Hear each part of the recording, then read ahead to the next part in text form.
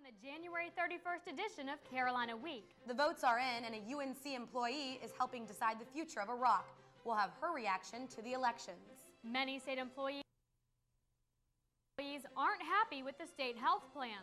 We'll take an in-depth look. And after 5 years of frustration, maybe just winning at Virginia isn't enough. Get ready for an old-fashioned beatdown. Plus, your 4-day forecast. All that and more. Carolina Week starts now.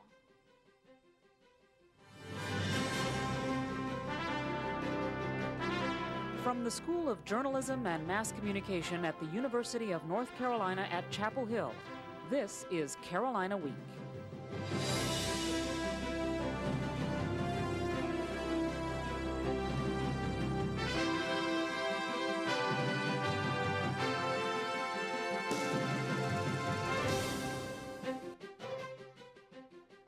Welcome to the Monday edition of Carolina Week. I'm Nora Warren. And I'm Courtney Robinson. Thanks for joining us. Iraqis are still celebrating their first meaningful opportunity to vote in decades, and the celebration extends to Chapel Hill. Reporter Sean Maroney is in the newsroom with more. Dr. Maha Al-Attar left Iraq as a child, but now she has an opportunity to help shape the country's future from here. Voters chose from 111 political parties and coalitions on a ballot the size of a broadsheet newspaper. In addition to the millions in Iraq, roughly 70% who voted, Iraqis living in 14 other countries also cast ballots. I drive anywhere for freedom and democratic, and for my country, my people, I don't care. UNC professor Maha Al-Attar traveled to Washington, D.C. during the weekend to vote with her family. Al-Attar says she wasn't going to miss this historic election. I'm 35, and I went and voted for a democratic Iraq, the first in the Arab world, really. It's really remarkable, and that's why I went to vote, because I want to tell my children that I voted in that election. This election didn't come without a price. Sporadic violence, including 9 suicide bombers, killed more than 24 people. As Al-Attar calls her family and friends in Iraq, she says they need only one word. We say congratulations, and we all know what it means. It's because we're really proud of them, you know, to actually take the guts and go out and vote, knowing that you can get bombed. President Bush says Sunday's vote is a testament to the will of the Iraqi people. By participating in free elections, the Iraqi people have firmly rejected the anti-democratic ideology of the terrorists. Al-Attar says that with U.S. support, this chance for democracy has left Iraqis feeling empowered. You really feel united. They truly feel it's a new beginning. They not only have closed the past, but now they actually are looking forward to something new. That something is a new constitution. During the weekend, Iraqis were electing a 275-member National Assembly, similar to a parliament. The Assembly's job will be to draft a new constitution by the end of the summer. Sean, so what's the next step in this process? Well, Iraqis will vote again in October, and if they approve the Constitution, the new government will assume power by the end of the year. Back to you, Courtney. Sean Maroney reporting in the newsroom. Thanks, Sean. A local vote has some Carrboro residents on edge. About 850 new residents have been incorporated into Carrboro, and annexation opponents are vowing the fight isn't over yet. Residents who left last Tuesday's Board of Aldermen meeting with dismal faces are already taking actions against the plan. A group of residents has an attorney reviewing the legal arguments. The group plans to push forward with legal challenges in the near future. Other opponents are busy lobbying the General Assembly to change state laws that allow involuntary annexation. Residents are also acting politically. Might see a few of the faces around here running for Carrboro alderman in the next year or so. The aldermen continue to defend their decision, saying annexation is necessary for the long-term growth of Carrboro. 74% of university workers are dissatisfied with out-of-pocket health insurance costs. That's according to a healthcare satisfaction survey. State administrators and university officials are trying to find solutions to the complicated issue. Carolina Week's Joe Mott takes an in-depth look at the problems and the solutions. 213-704 pay period. That's how much University Housekeeping Manager Kathy Knight has to pay every 2 weeks for her family coverage under the state health plan. That's 15% out of her paycheck, for a plan many state employees from grounds workers to teachers aren't happy with. 1 year is one thing, another year it's up there some more. so it's still going up. But the premiums weren't always going up.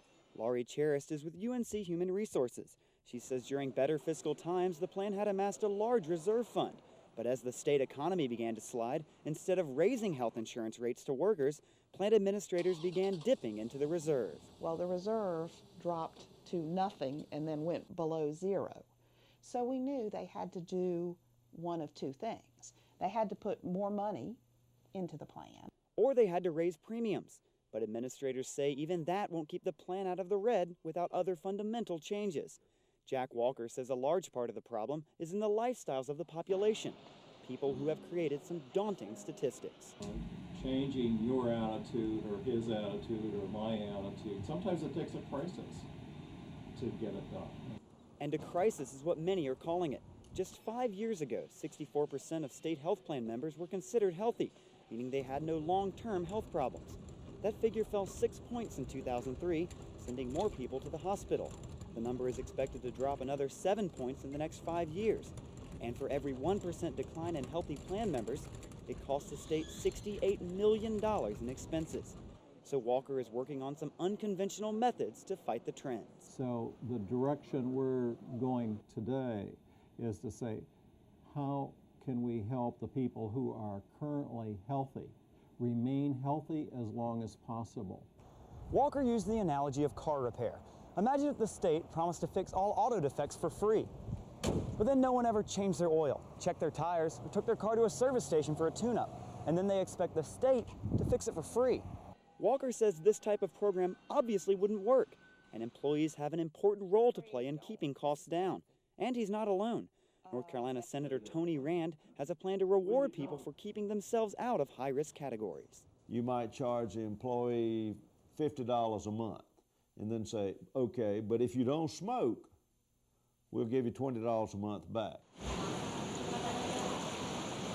By teaching members of the general population to take better care of themselves, plan supporters hope to cut down on what the state has to pay for chronically ill patients, whose treatment costs an average of 11 times more a year than the cost for healthy employees. But if we don't stop the migration from healthy to unhealthy, and we end up with 100% or 90% of our population in the chronically ill category, healthcare becomes totally unaffordable. Though some state employees might not want that level of personal accountability, Knight says she's all in. Gonna bring my insurance down, is that what they're saying? Oh, sure, okay, that'll work for me. Walker and Rand want to keep people walking away from the hospital, so the state will have enough money to provide health care coverage for the future. In Chapel Hill, I'm Joe Mott, Carolina Week. Rand and Walker admit their plans are huge undertakings and say they have to get them past the legislature first.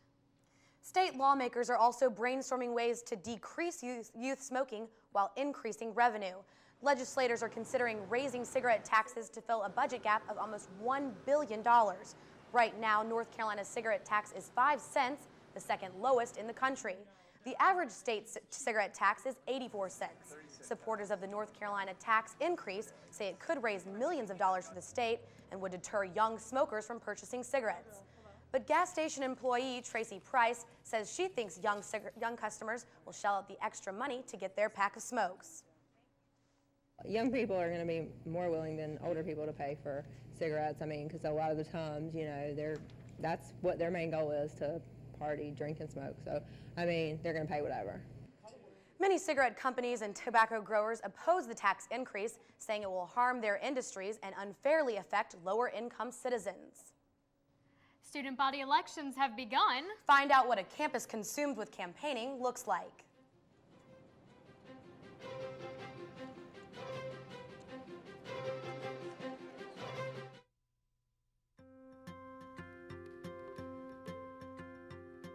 There is really only one boy.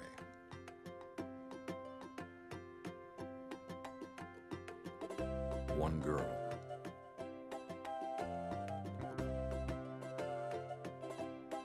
One tree. One forest.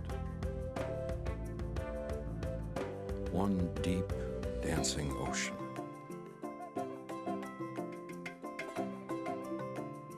One mountain calling. One handful of sand through our fingers. One endless sky overhead. And one simple way to care for it all. Please visit earthshare.org and learn how the world's leading environmental groups are working together under one name, EarthShare. One environment, one simple way to care for it. The cost of going to Carolina might be increasing once again despite appeals from students. On Thursday, the Board of Trustees voted to raise in-state tuition by $200 and out-of-state tuition by $950 for next school year. Student Body President Matt Calabria co-chaired the tuition task force and tried unsuccessfully to delay the vote. The task force originally proposed a $250 increase for residents and $1,200 for out-of-state students. Senior in-state student Matt Compton says tuition increases every year are unnecessary. The first thing that we have to do for both in-state and out-of-state students is lock tuition in over the course of a student's career here. The board also agreed to raise student fees by 5.2%, including a $50 increase in athletic fees. Athletics Director Dick Bedour says these increases are necessary to meet Carolina's changing needs. Another thing that's costing students more money is funding for the Association of Student Governments. Many students wonder if what the organization does is worth the money. Carolina Week's Lindsay Ellerson has that story.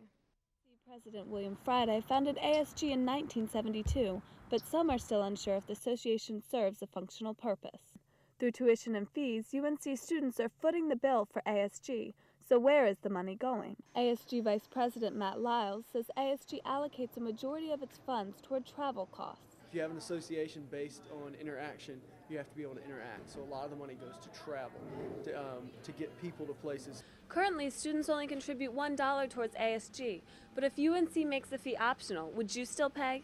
SPP candidate Siki Ballard says no. If you ask students right now in this union, you'd probably get a low percentage of them who actually knows what the ASG is. And if we make it optional, then the ASG would lose funding substantially.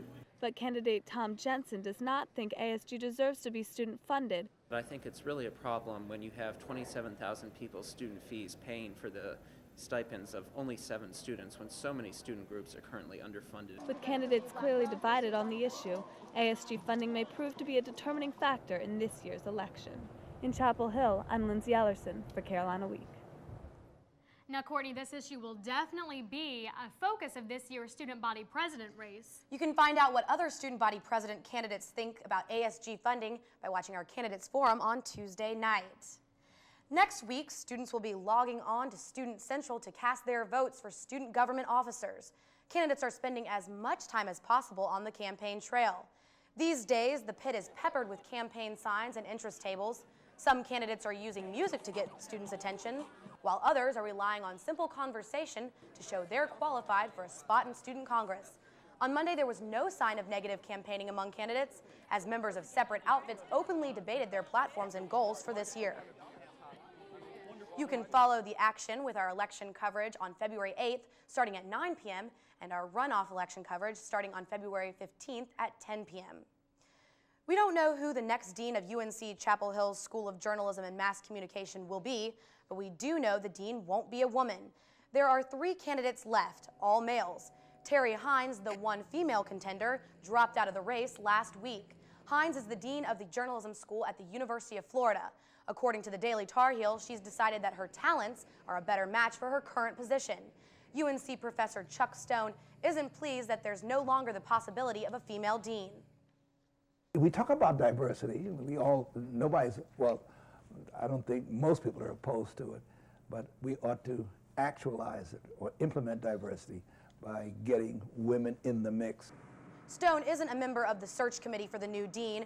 He says a female dean is important because 70% of the students in the school are female. Richard Cole has been the dean for 26 years now and will step down this June. Late Wednesday afternoon, the search committee announced it has added 2 new finalists to the mix. One of those is a female, Allison Alexander from the University of Georgia. Student Congress's proposal to merge Carolina Fever with the official booster organization Rams Club is meeting with lots of opposition. At a recent open hearing, the most talked about item on the agenda was the merger of Fever, UNC's student fan club, with the Booster Club. The proposed merge would mean more strict guidelines for the Carolina Athletic Association, and higher dues might mean fewer members. Varsity coaches like Anson Dorrance spoke about the importance of Fever and CAA to their teams. Dorrance even showed a video clip highlighting Fever's participation at away games. Carolina Athletic Association President Lindsey Strunk says the proposed changes would hurt the Athletic Association. The students associate Rams Club with the people sitting down low in the Dean Dome, the people who aren't standing up and cheering, and it would be ironic to convert the name to Student Rams Club and have those be our diehard fans. Congress members dropped a proposal that would place limits on CAA's budget, but other items are still on the table, including changes in ticket distribution and homecoming activities. Weathercaster Aaron Moore joins us now. Aaron, last week I was walking through campus all bundled up. I don't even think you see my face, and now I'm slowly peeling those layers off. Any chance of spring break weather soon? Well, we have had a mixed bag of weather, and hopefully we will see some higher temperatures, but find out if you'll need to wear shorts or scarves this week. I'll have your 4-day forecast when we come back.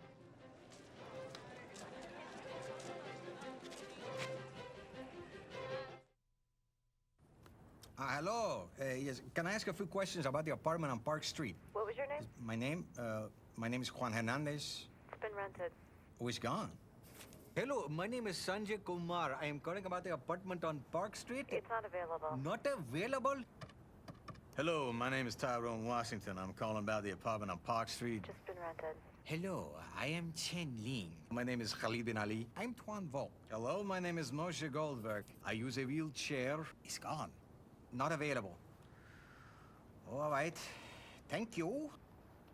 Yes, hello, my name is Graham Wellington. I'm calling about the apartment for rent on Park Street. Is that still available? Yes, it is. Oh, it is? Yes. Really? Housing discrimination is illegal. If you think you've been a victim because of your race, color, national origin, sex, religion, disability, or family status, call us. Fair housing. It's not an option. It's the law.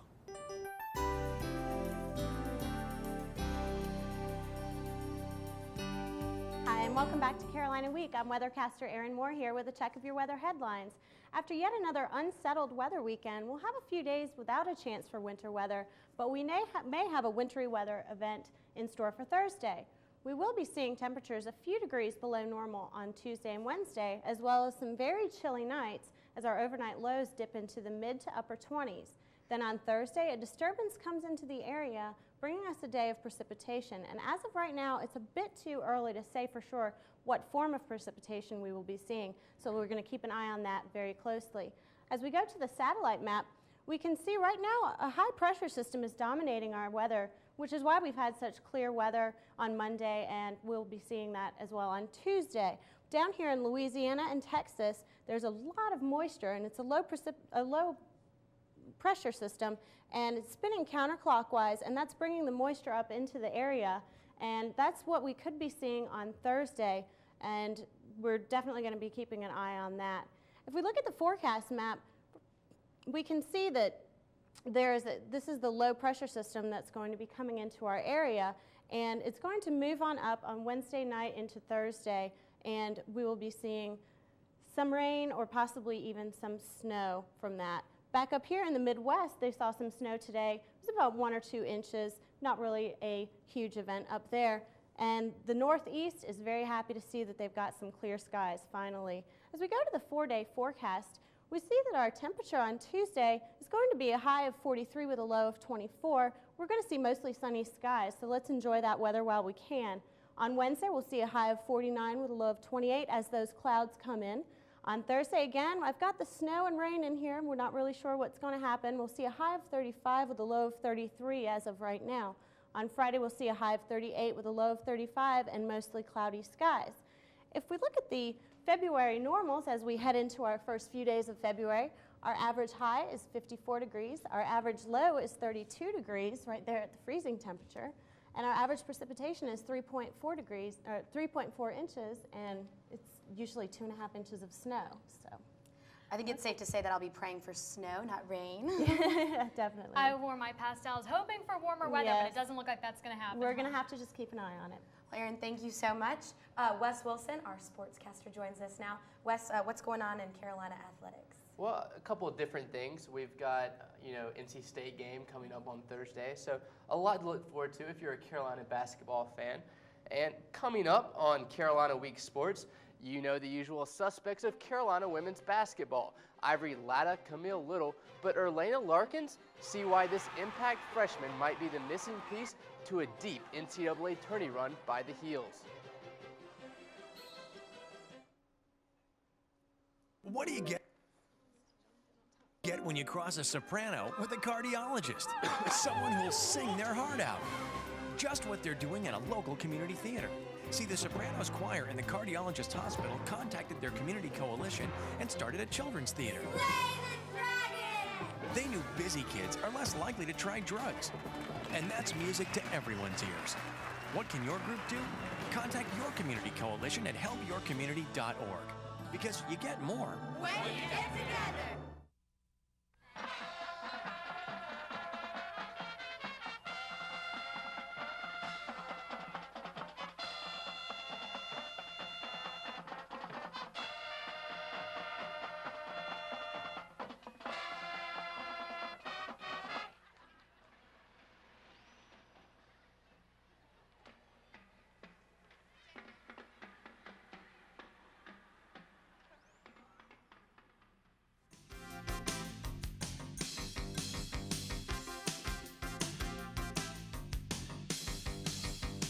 Welcome to Carolina Week Sports. I'm Wes Wilson. With more cold weather and dark skies on the way, Carolina Week Sports may be the only thing to brighten your day.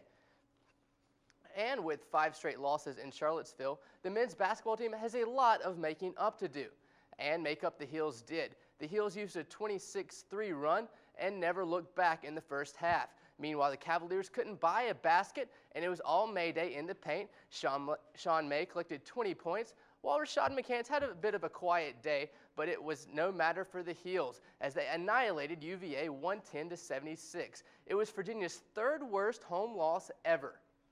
And the women's basketball team had almost as much success in its ACC bout at Georgia Tech. The Heels opened up with a 15-0 run and led by 21 with more than 5 minutes to go. The Heels went on to win 55-41. Nikita Bell led the team with 14 points, while freshman Erlana Larkins added 9.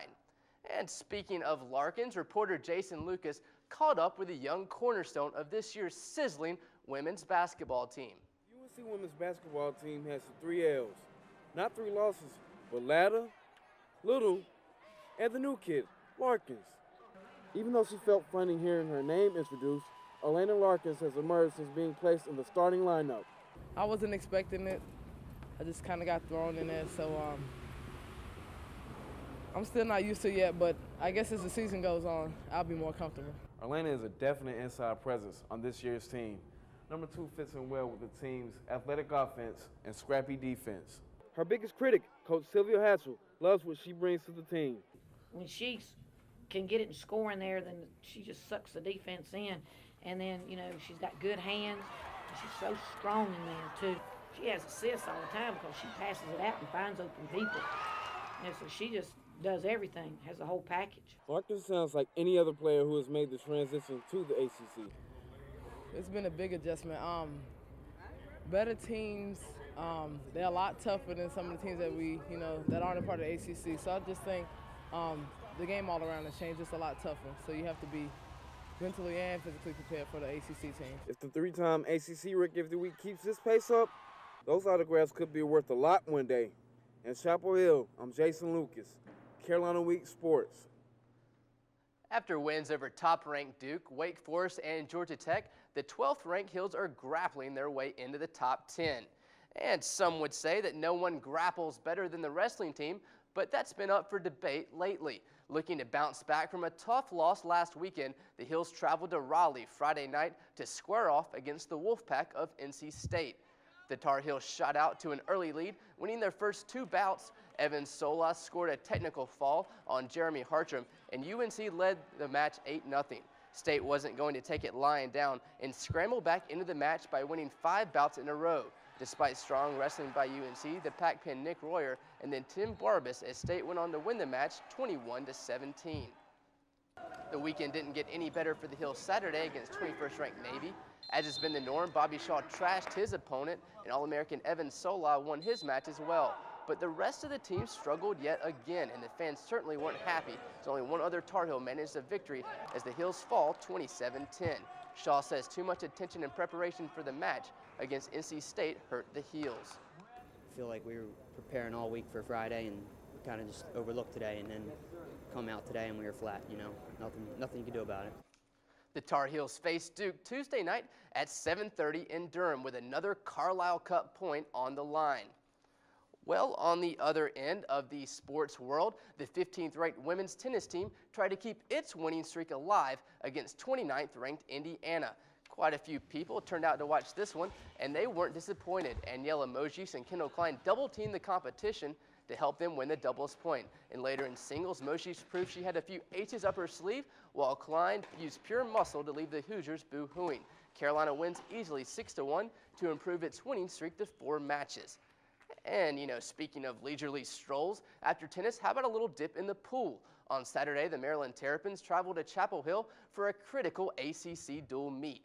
Even though it was senior day at the Corey Natatorium, freshman Philip Owen led the way for the Tar Heels, winning both the 500 and 1,000 freestyle events. The UNC men's women won both relays and 10 of the 14 individual events to beat Maryland 207-93. The 15th ranked Tar Heel women didn't fare quite as well, despite a strong showing from freshman Lindsey Mark.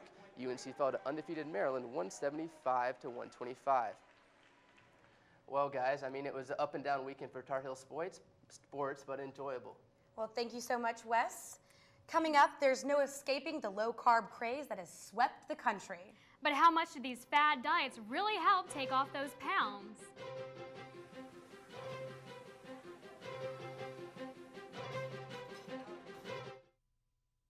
Okay, guys, time for takeoff. 5, 4, 3, 2, 1. Blast off!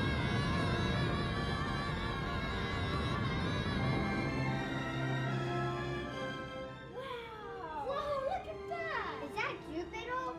Hey kids, it's time to go to the planetarium.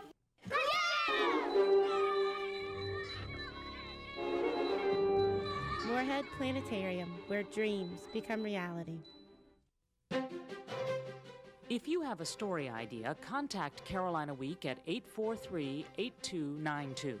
You can also visit us online at carolinaweek.org. If you have questions about this program, write Carolina Week at Campus Box 3365, UNCCH, Chapel Hill, North Carolina, 27599. Atkins, South Beach, Weight Watchers, The Zone, these so-called fad diets have Americans losing interest and gaining pounds. A new study tells us why. Carolina Week reporter Erin Macbeth has the story. Low-carb pasta, low-calorie ice cream, sugar-free candy. These are the ghosts of diets past. Over 300 low-carb products were introduced in 2004 alone, all catering to a niche market that is quickly losing steam. UNC senior Erin Donahue was one of many students on campus who gave a low-carb diet a try. I tried the Atkins diet last year, and at first I really liked it a lot, but I ended up gaining weight in the end. As the number of diet dropouts is on the rise, a new study released this month says the diets aren't working because people can't stick with them. Nutritionist Jenny Favre says the problem is that the diets are too restrictive. I think initially people go on the diet, they see good results again initially, but they just find it very difficult to give up carbs permanently. So it seems for now, the lines at Lenore Pasta Bar have returned to normal, as students wait for the next big diet fad to come along. But if you're looking for a diet from all the diets, here's one to try. Author Kim Bailey's The North Beach Diet has recipes for donuts, Twinkies, fried foods, and more, all guaranteed to add the pounds instantly. Pick up a copy at your local bookstore. In Chapel Hill, I'm Erin Macbeth, Carolina Week. Nor there are too many diets to choose from. Absolutely. Well, that does it for this edition of Carolina Week. Thanks for watching and have a good night.